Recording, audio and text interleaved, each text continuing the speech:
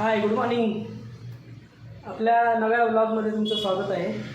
तर मित्रांनो, माझं नाव आहे मयूर वीरेश्वर मांगळे.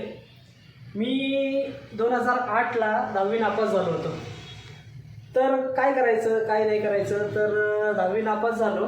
त्याच्यानंतर मग मला खूपच टेन्शन आलं होतं. तर माझा मामा पुण्याला होता, तर तो मॉन्जिनिस केक शॉपमध्ये जॉबला होता तेव्हा.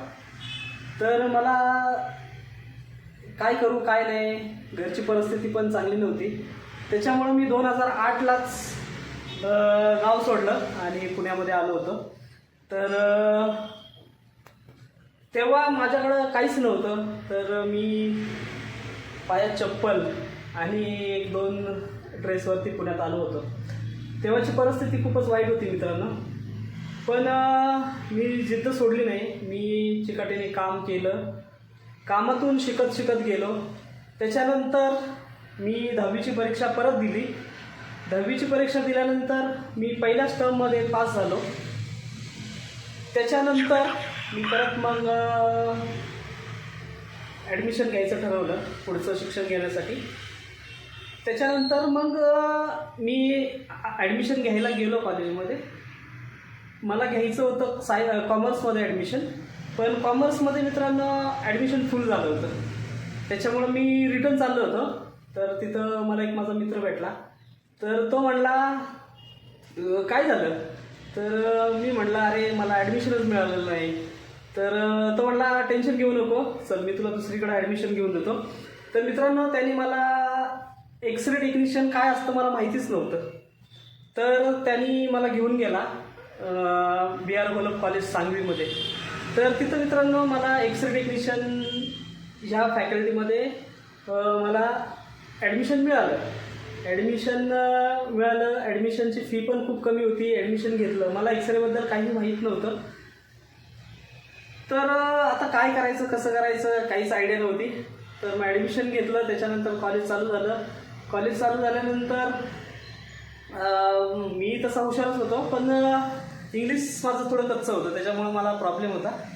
तर त्याच्यानंतर मी इंग्लिशचा क्लास पण लावला. इंग्लिशचा क्लास लावल्यानंतर मला इंग्लिश पण यायला लागलं. त्याच्यानंतर मी वर्गात जरा चांगला होतो, त्याच्यामुळं सरांनी मला पुढं मार्गदर्शन केलं.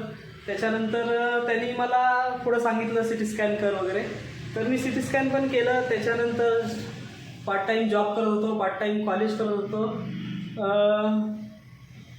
त्याच्यानंतर मग जॉब करत मी एक चांगल्या ह्याच्यावरती गेलो. नंतर CT स्कॅनमध्ये लागलो. त्याच्यानंतर मित्रांनो मी एक 5-6 वर्ष अजून जॉब केला. त्याच्यानंतर थोडा अनुभव घेतला. त्याच्यानंतर मी आता स्वतःचं डायग्नोस्टिक सेंटर चालू केलेलं आहे. 2021पासून आपलं सेंटर आहे.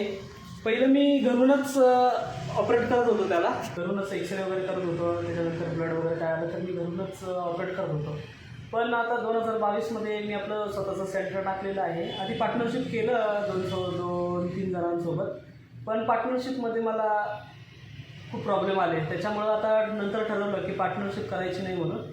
नंतर मी स्वतःचं सेपरेटच आता सेंटर चालू केलेलं आहे वडगावमध्ये. पवंजाई माता मंदिराजवळ आहे आपलं शॉप. जर कुणाला blood test, urine test, X ray, ECG करायचा असेल तर मला तुम्ही संपर्क करू शकता. आपण घरी येऊन पण टेस्ट करतो, एक्सरे पण घरी येऊन करतो, ब्लड पण घरून कलेक्ट करतो, ECG पण घरी येऊन करतो आपण. आणि जर तुम्हाला शक्य असल्यास तुम्ही पण इथे येऊन करू शकता. तर आपण वडगाव बुद्रुकमध्ये, आंबेगाव, नरे, धायरी, त्याच्यानंतर इकडं बावदान, बानेर, कोंडवा, कर्वे रोड, कोथरूड, कर्वेनगर या एरियामध्ये आपली सर्व्हिस आहे, सध्या चालू आहे. तर पोर्टेबल एक्सरेचं कसं होतं, पोर्टेबल एक्सरेसाठी जर पेशंट पडला असेल तर त्याला घेऊन जाण्यासाठी खूप त्रास होतो. त्याच्यासाठी तुम्हाला पहिले ॲम्ब्युलन्स बुक करावी लागते. ॲम्ब्युलन्सचा खर्च आला, पेशंटला होणारा त्रास आला, पेशंटला उचलण्यासाठी खूप त्रास होतो. जर त्याच्या खुब्याला लागला असेल तर पेशंटला उचलताच येत नाही. तर त्याच्यासाठी तुम्हाला 3 ते 4 लोक लागतात. तर जर तुम्ही मला फोन केला तर मी एक अर्ध्या तासात तुमच्या घरी येऊन एकदम चांगली सर्व्हिस देऊन तुम्हाला चांगल्या प्रकारे एक्सरे करून देईल. तर एक्सरेचे पोर्टेबल एक्सरेचे चार्जेस थोडेसे जास्त असतात सेंटरपेक्षा. जर तुम्हाला शक्य असल्यास तुम्ही सेंटरमध्ये येऊ शकता. सेंटरमध्ये चार्जेस कमी असतात आणि पोर्टेबल एक्सरेचे चार्जेस जास्त असतात. कारण का, पोर्टेबल एक्सरेमध्ये मेहनत पण तशी असते. एक्सरे मशीन खूप जड असते, तर ती उचलून आपल्याला घेऊन जावं लागते.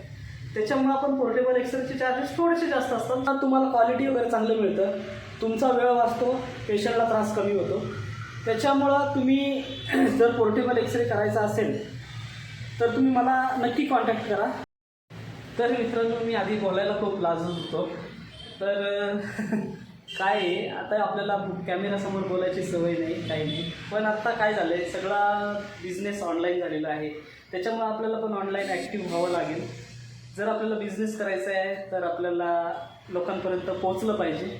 आणि लोकांपर्यंत पोचायला आपल्याला आपलं पहिलं सांगितलं पाहिजे, आपल्याला काय येते काय नाही. आपल्याकडे क्वालिटी असेल तरच आपल्याला लोक कॉल करतील किंवा आपल्या सर्व्हिसचा लाभ घेतील.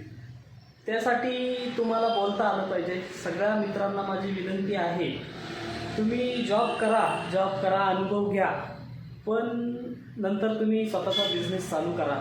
कारण का स्वतःच्या बिझनेसमध्ये फायदा आहे आणि तुम्ही तुमचे स्वतःचे मालक आहात. दुसऱ्याकडे जॉब करण्यापेक्षा स्वतःचा बिझनेस कधीही चांगला आहे. तुम्ही प्रयत्न करा स्वतःचा बिझनेस चालू करण्यासाठी. शिवाजी महाराज पण म्हणले, छोटा का होईना पण स्वतःचा धंदा हवा आहे. तर तुम्ही मित्रांनो, ज्या ज्या फॅकल्टीमध्ये तुम्हाला येतं, ज्या ज्या क्षेत्रामध्ये तुम्ही आहात, त्या त्या क्षेत्रामध्ये तज्ज्ञ व्हा आणि स्वतःचा बिझनेस चालू करा. कारण तुम्हाला जर पुढं जायचं असेल, फ्युचरमध्ये चांगलं राहणीमान पाहिजे असेल, आरोग्य चांगलं हवं असेल, तर तुमच्याकडे पैसा हवा. तुम्हाला पैसा नोकरी करून मिळणार नाही, तुम्हाला तो स्वतःचा बिझनेस चालू करावा लागेल. तेव्हाच तुम्हाला लाईफ चांगली जगता येईल, तुमच्या मुलांना चांगलं शिक्षण देता येईल. तुम्ही जसं केलं आहे, जसे शिकलेत तसे तुमच्या मुलांना शिक्षण नको हवे असेल तर तुम्ही प्लीज बिझनेसमध्ये या. बिझनेस थोडा कष्ट खूप आहे. बिझनेसमध्ये कष्ट घ्यावेच लागतील. कुठल्याही क्षेत्रात जावा तुम्ही, कष्ट आहेत, कष्टाशिवाय पर्याय नाही. पण तुम्ही बिझनेसच करा. हे आहे माझं डायग्नोस्टिक सेंटर. हे आहे वडगावमध्ये पवंजाई माता मंदिराजवळ. तर तुम्हाला काही लागलं, X ray, ECG, blood, urine test, तर तुम्ही इथं येऊ शकता. तुम्हाला चांगल्या प्रकारे सर्व्हिस मिळेल, त्याची गॅरंटी आहे. रिपोर्ट पण चांगले मिळतील, एक्सरे पण चांगला मिळेल तुम्हाला, एक्सरे क्वालिटी पण चांगली मिळेल. तर याच्यासाठी मी खूप मेहनत घेतलेली आहे मित्रांनो. 2021पासून मी हे सेंटर स्वतः चालवत आहे. व्हिडिओ बघितल्याबद्दल धन्यवाद. तुम्हाला जर व्हिडिओ आवडला असेल तर लाईक करा, कमेंट्स करा, सबस्क्राईब करा. आणि काही सजेस्ट करायचं आहे मला, तुम्ही कमेंटमध्ये सजेस्ट पण करू शकता.